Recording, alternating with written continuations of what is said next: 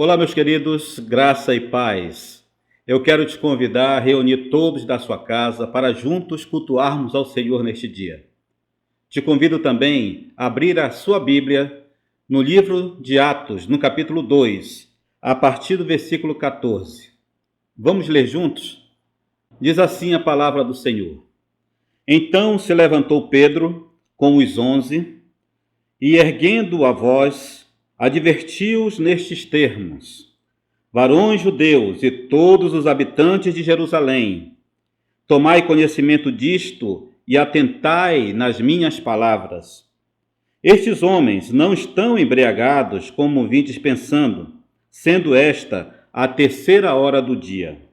Mas o que ocorre é o que foi dito por intermédio do profeta Joel.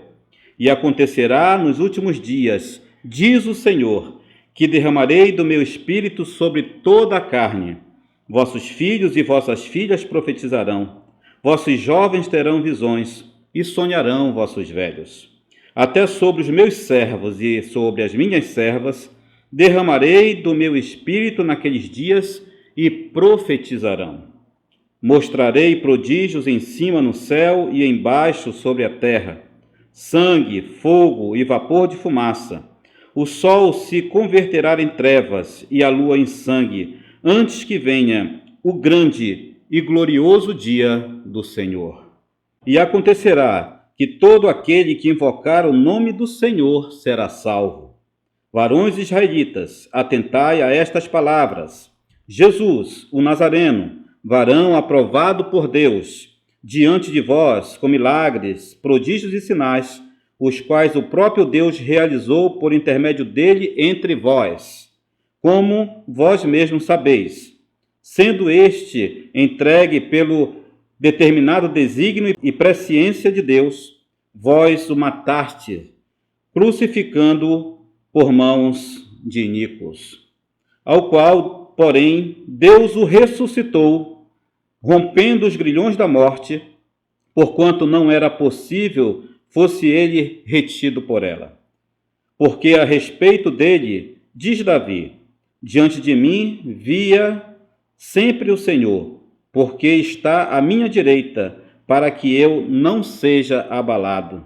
Por isso, se alegrou o meu coração e a minha língua exultou. Além disto, também a minha própria carne repousará em esperança. Porque não deixarás a minha alma na morte, nem permitirás que o teu santo veja a corrupção. Fizeste-me conhecer os caminhos da vida, encher-me-ás de alegria na tua presença. Irmãos, seja-me permitido dizer-vos claramente a respeito do patriarca Davi, que ele morreu e foi sepultado, e o seu túmulo permanece entre nós. Sendo, pois, profeta, e sabendo que Deus lhe havia jurado que um dos seus descendentes assentaria no seu trono, prevendo isto, referiu-se à ressurreição de Cristo, que nem foi deixado na morte, nem seu corpo experimentou corrupção. A este Jesus Deus ressuscitou, do que todos nós somos testemunhas. Exaltado, pois, à destra de Deus, tendo recebido do Pai a promessa do Espírito Santo, derramou isto que vedes e ouvis. Porque Davi não subiu aos céus, mas ele mesmo declara: Disse o Senhor ao meu Senhor: Assenta-te à minha direita, até que eu ponha os teus inimigos por estrado dos seus pés. Esteja absolutamente certa, pois, toda a casa de Israel, de que a este Jesus, que vós crucificastes, Deus o fez Senhor e Cristo. Ouvindo eles estas coisas, compungiram-se-lhes o coração e perguntaram a Pedro e aos demais apóstolos: Que faremos, irmãos?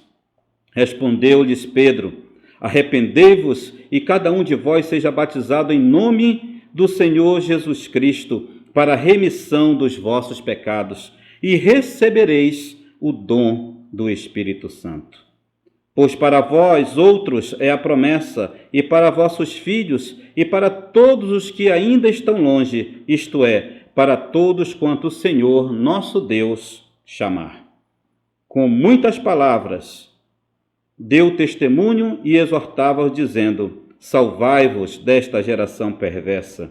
Então, os que lhe aceitaram a palavra foram batizados, havendo um acréscimo naquele dia de quase 3.000 almas. Aleluia! Glória ao Senhor nosso Deus. Vamos fazer uma oração para que possamos compartilhar desse texto maravilhoso que acabamos de ler. Feche teus olhos e fale com Deus. Querido Pai, Senhor eterno, bendito seja o teu nome para todo sempre. Queremos te agradecer, Senhor, porque tu és Deus e não há outro. Nós, nossas casas, nossos irmãos, estamos reunidos para te cultuar neste momento, para entender a tua palavra, que é lâmpada para os nossos pés e luz para os nossos caminhos. Senhor, nos abençoa neste dia, em nome de Jesus. Amém. Antes mesmo de nós entrarmos na exposição desse texto, vamos assistir um clipe musical que tem tudo a ver com esta mensagem. É assim, nós estamos nas palmas da mão do Senhor e Ele nos leva para onde Ele quer, mas Ele tem o controle. Ele tem o controle. Ainda que eu ande pelo vale da sombra da morte, não temerei mal algum, porque Tu estás comigo. Minha vara e o meu cajado, consolam a todo aquele que segue e serve ao Senhor.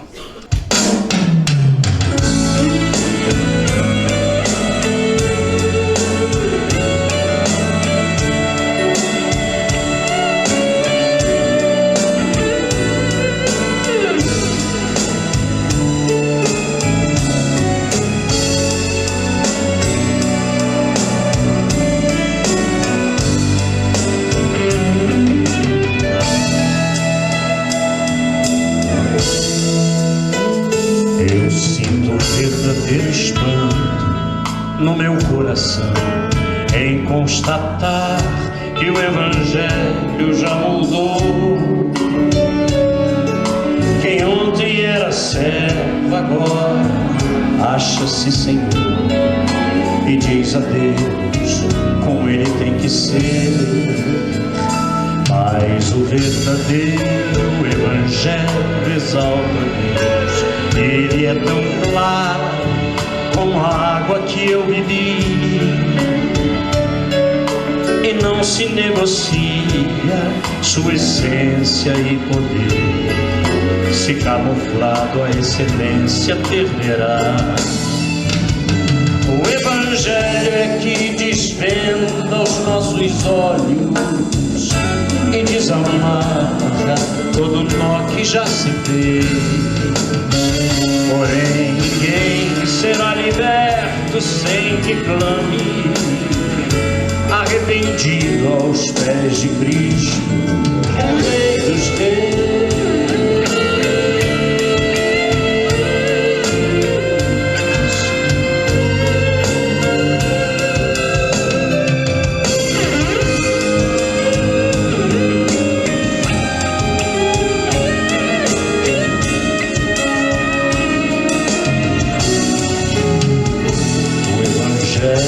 Mostra o homem morto em seu pecado, sem condições de levantar-se por si só, a menos que Jesus, que é justo, o arranque de onde está e o justifique, o apresente ao Pai. Mostra ainda a justiça de um Deus que é bem maior que qualquer força ou ficção, que não seria injusto se me deixasse perecer, mas soberano em graça me escolher. E é por isso que não posso me esquecer, sendo seu servo, não lhe digo o que fazer, determinando ou marcando hora para acontecer o que sua vontade mostrou. mostrará. O Evangelho é que desvenda os nossos olhos e desamarra todo nó que já se fez.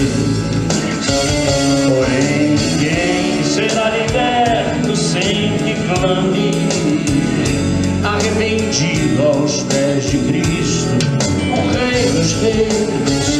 Porém, ninguém será liberto sem que clame, arrependido aos pés de Cristo, o Rei dos Reis.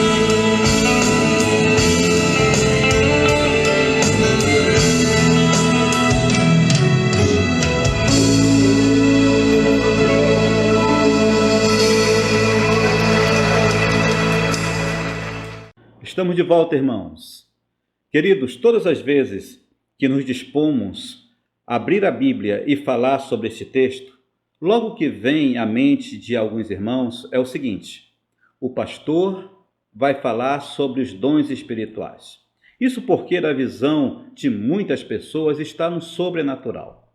E de fato, irmãos, esse texto tem algo de sobrenatural. E nós queremos tirar algumas lições dele e também a sua importância para nós, ok? Naqueles dias, 120 pessoas, entre elas os apóstolos, estavam reunidas no cenáculo quando a promessa de Deus veio, a promessa que o Senhor fez a Joel e que Jesus também disse: ficar em Jerusalém até que do alto sejais revestido de poder. Eles estavam ali e foram alvos desta promessa, ou seja, o batismo com o Espírito Santo. Embora não seja isso que nós vamos falar diretamente, mas está dentro do contexto. Os versículos, irmãos, de 1 a 4, que nós não lemos, mas eu quero ler com vocês agora, tá? Dizem assim: ao cumprir-se o dia de Pentecostes, estavam todos reunidos no mesmo lugar. De repente veio do céu um som, como de um vento impetuoso, e encheu toda a casa em que estavam assentados. E apareceram distribuídas entre eles línguas como de fogo, e pousou uma sobre cada um deles. Todos ficaram cheios do Espírito Santo e passaram a falar em outras línguas, segundo o Espírito lhes concedia que falassem. Esta situação dividiu o povo em dois grupos. O primeiro grupo é daquelas pessoas que ficaram maravilhadas com o que estava acontecendo, ficaram perplexas e queriam entender. E estas pessoas disseram o seguinte, está lá nos versículos 7 e 8. Vede, não são porventura judeus todos esses que aí estão falando? E como os ouvimos falar, cada um em nossa própria língua materna? Este é o grupo de pessoas que ficaram intrigados e que queria uma explicação para aquilo que estava acontecendo. Em contrapartida, tinha um outro grupo. E esse segundo grupo era o grupo dos blasfemadores. Era o grupo daqueles que faziam chacotas com o que estava acontecendo, aquilo que Deus estava promovendo naquele momento. E eles diziam assim, está lá no versículo 13. Porém, outros zombando diziam, estão embriagados. Olha só. Ou seja, aquela situação em si era apenas um gancho daquilo que iria acontecer depois, que, ao meu entendimento, é de maior relevância, porque estaria surgindo a igreja do Senhor Jesus. A igreja que o Senhor disse que as portas do inferno não prevaleceriam contra ela. De nada, meus irmãos, adiantaria toda aquela manifestação de poder se não houvesse um propósito. E o propósito era justamente esse, o cumprimento da profecia de Joel, para que o Espírito Santo viesse e passasse a habitar conosco todos os dias, até que Cristo volte para nos resgatar para Ele. Se tudo aquilo tivesse acontecido sem um propósito, irmãos, ficaria apenas como algo estranho que tivesse acontecido. Mas aquele foi um marco na vida da igreja, o cumprimento da profecia de Joel e também a palavra do Senhor Jesus Cristo para os seus discípulos. Mas, como aqueles que ali estavam reunidos no dia de Pentecostes poderiam entender o que estava acontecendo? É justamente aí que entra a pregação expositiva da palavra de Deus. Tanto o primeiro como o segundo grupo puderam entender o que estava acontecendo. Percebam, irmãos, que o motivo que levou aquelas quase 3.000 almas a se decidirem por Cristo, a se converterem, não foi aquele vento impetuoso, não foram aquelas línguas como de fogo que pousou sobre cada um dos discípulos que ali estavam. O que levou aquelas pessoas à decisão por Cristo foi o entendimento da pregação expositiva que Pedro realizou naquele dia, que trouxe ao povo a lembrança da profecia de Joel, as palavras do rei Davi, a morte e ressurreição do Senhor Jesus. Foi a palavra pregada expositivamente na íntegra que levou o povo ao arrependimento, que levou o povo à conversão e, consequentemente, ao batismo. Meus amados, em nossos dias, muita gente está sendo atraída para as igrejas por meio de eventos, festinhas, programações. Não que estas coisas não sejam saudáveis, são sim, mas quando alguém é atraído a Cristo somente por estas coisas, essas pessoas não expressam uma conversão genuína, porque estas coisas, apesar de serem boas, não levam à transformação de ninguém. O que faz o homem mudar de vida, o que faz o homem nascer de novo, é a palavra de Deus, é o novo nascimento. E estas atividades não promovem novo nascimento, promovem sim uma unidade, uma comunhão, algo gostoso no meio da igreja, e tem que existir, mas não pode faltar a pregação expositiva das Escrituras. Algumas dessas pessoas que são atraídas por atividades tão somente na igreja, nem convertidas são.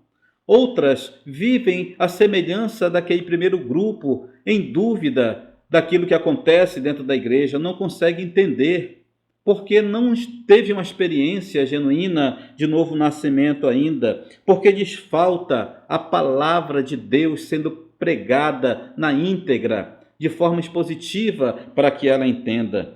Vivemos dias semelhantes, meus amados, àquele que Paulo se referiu a Timóteo. Observe o texto de 2 Timóteo, capítulo 4, de 1 a 4, que diz assim: Conjuro-te perante Deus e Cristo Jesus, que há de julgar vivos e mortos, pela sua manifestação e pelo seu reino. Prega a palavra, insta, quer seja oportuno, quer não. Corrige, repreende, exorta, com toda longanimidade e doutrina, pois haverá tempo, olha o que ele diz, pois haverá tempo em que não suportarão a sã doutrina. Pelo contrário, cercar-se-ão de mestres segundo as suas próprias cobiças, como que sentindo coceira nos ouvidos, e se recusarão a dar ouvidos à verdade, entregando-se às fábulas. Vivemos esses dias. As pessoas não querem mais ouvir a palavra de Deus doutrinariamente, expositivamente. Elas querem algo que lhes agrade. Elas querem algo que seja por entretenimento, irmãos. E isso é muito perigoso. A igreja odierna, a igreja do século XXI, ela corre riscos. As pessoas estão enganadas dentro da igreja. Por isso, as igrejas precisam priorizar a pregação expositiva. Há lugares, irmãos, que as músicas, as participações, como jograis, teatros e outras coisas mais, levam todo o tempo do culto. E a palavra fica ali 10, 15 minutos para ser explanada. Ou seja, a palavra está ficando para terceiro e quarto plano dentro dessas realidades. Mas a palavra no culto, ela é central, irmãos. E precisamos dar tempo à palavra e precisarmos ouvir a palavra do Senhor. Pois o apóstolo Paulo diz que nos últimos dias as pessoas não darão mais ouvidos à verdade. As pessoas querem ouvir de tudo, menos a palavra expositiva das Escrituras. As igrejas de hoje têm capacidade de atrair as pessoas, mas não de lhe explicar a palavra que liberta, a palavra da salvação. Qual o resultado disso? O resultado destas coisas, irmãos, é que as igrejas estão cheias de pessoas vazias de Deus. E isso é lamentável. Igrejas como rodoviárias, elas estão sempre lotadas, mas as pessoas não estão ali porque são de lá, elas estão de passagem. Mas nesses dias de pandemia, as pessoas estão se afastando e muitas estão esfriando, lamentavelmente. Tá? Mas eu falo em termos gerais, que há igrejas que se assemelham realmente como uma rodoviária em dias normais. Estão cheias, mas as pessoas estão apenas de passagem por lá. Não podemos presumir, irmãos, que todo aquele que se une à igreja é um crente de verdade. Tá? Há muitos que estão ali porque gostaram do ambiente, mas ainda não tiveram uma experiência de novo nascimento. O verdadeiro crente é aquele que ouviu, entendeu e creu na mensagem da salvação e passa a viver de acordo com esta mensagem. Tá? A mensagem que ele recebeu e que ele acreditou. Ninguém será salvo pelas festas que as igrejas promovem. Estas podem servir apenas de isca. O que levará o homem à salvação é a pregação genuína da palavra, a pregação do evangelho, irmãos. Conforme ouvimos no cântico que introduzia a nossa mensagem. Se Pedro não tivesse levantado e pregado expositivamente no dia da festa de Pentecostes, eu posso garantir para vocês, meus irmãos, que aquelas conversões, que aquelas decisões de quase 3.000 almas somente entre os homens, não havia acontecido. Porque o que transforma o homem é a palavra de Deus. Pedro se levanta, traz à memória, tá, aquilo que ele puxa desde Joel até chegar em Jesus, acusando aqueles homens de terem matado a Jesus, dizendo, vós o matastes, e colocando diante deles a realidade da palavra de Deus. Isso levou aquelas vidas à reflexão e, consequentemente, movido pelo Espírito Santo que estava naquele momento, as pessoas se converteram e tiveram suas vidas transformadas. Voltaram para as suas cidades com o maior presente que poderiam receber, porque no dia de Pentecostes estavam reunidas ali aproximadamente 17 nações e povos, e cada um pôde ouvir a mensagem de salvação na sua própria língua, e levaram para as suas terras, e muitas igrejas surgiram em diversas partes daqueles dias. Em outras palavras, podemos ver sinais e prodígios, mas se não entendermos o significado destas coisas, nós não seremos transformados. É bom que a gente veja sinais e prodígios, irmãos. É maravilhoso, mas estas coisas não salvam. Quem salva é a graça de Deus por meio da palavra. O apóstolo Paulo diz em Romanos, como eles vão ouvir se não há quem pregue? Para a salvação, meus queridos, precisa haver a palavra pregada de forma expositiva. Há espaço para ilustrações, há espaço até para um conto nas mensagens, mas a ênfase não pode ser entretenimento. A ênfase é a palavra expositiva visando a salvação e a edificação das pessoas. A conclusão desta mensagem de Pedro também é a nossa, meus irmãos. E está dos versículos 37 a 41. Olha o que diz. Ouvindo eles estas coisas, compungiram-se-lhes o coração e perguntaram a Pedro e os demais apóstolos, que faremos, irmãos? Respondeu-lhes Pedro, arrependei-vos e cada um de vós seja batizado em nome do Senhor Jesus Cristo, para a remissão dos vossos pecados, e recebereis o dom do Espírito Santo. Pois para vós outros é a promessa, para vossos filhos e para todos os que ainda estão longe, isto é, para quantos o Senhor nosso Deus chamar. Com muitas outras palavras, deu testemunho, exortava-os, dizendo: salvai-vos desta geração perversa. Então, os que lhe aceitaram a palavra foram batizados, havendo um acréscimo naquele dia de quase 3.000 almas. Repita, irmãos, esta proeza só aconteceu, esta maravilha só se manifestou porque houve pregação das boas novas, pregação expositiva, pregação genuína, a pregação que confronta, a pregação que tira o homem da sua zona de conforto e faz com que ele possa pensar na sua situação de pecador e que, se morrer na condição em que está, vai para o inferno.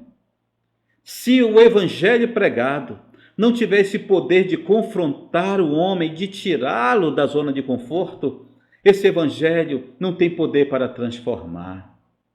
Eu costumo dizer que a palavra que transforma é aquela que vem de encontro e não ao encontro. Pois a palavra que vem ao nosso encontro, ela apenas massageia o nosso ego e confirma aquilo que simplesmente a gente já sabe e nos deixa na condição favorável em que nós estamos. Mas a palavra que transforma, ela cria um impacto em nós. Ela vem de encontro e isso nos faz refletir, nos faz pensar. E aí sim, tomamos uma atitude e geralmente nos leva a uma decisão por Cristo. E quando isso acontece, o novo nascimento, ele se manifesta. E a partir de então, uma nova vida surge para a glória de Deus. Mas para isso, precisamos pregar a palavra de Deus na íntegra. Em nome do Senhor Jesus. Que Deus te abençoe grandemente. Vamos orar? Senhor nosso Deus, nosso Pai, que o Senhor desperte o nosso povo a ouvir a Tua palavra de forma expositiva, quando ela é levada ao povo para uma compreensão e uma aplicação, a fim de que haja transformação, edificação, santificação. Abençoa-nos, ó Deus, nesse dia, mesmo de maneira remota como estamos reunidos. Que o Senhor derrame a Tua graça abundantemente sobre cada lar, sobre cada vida que está participando deste culto online, que está nos assistindo agora, que está falando contigo, que está clamando ao Senhor. Deus, abençoa-nos e até os confins da terra temerá o Teu nome. Pois é pelos méritos do Senhor Jesus Cristo que nós oramos. Amém. Graças a Deus. E assim estamos chegando ao final deste culto. Que Deus abençoe a sua vida. Eu quero ministrar a bênção pastoral para você e para a sua casa. Que a graça do Senhor Jesus, o amor de Deus nosso Pai e a consolação do seu Santo Espírito sejam para sempre com a Igreja de Deus na face da terra. Amém e amém. Deus nos abençoe.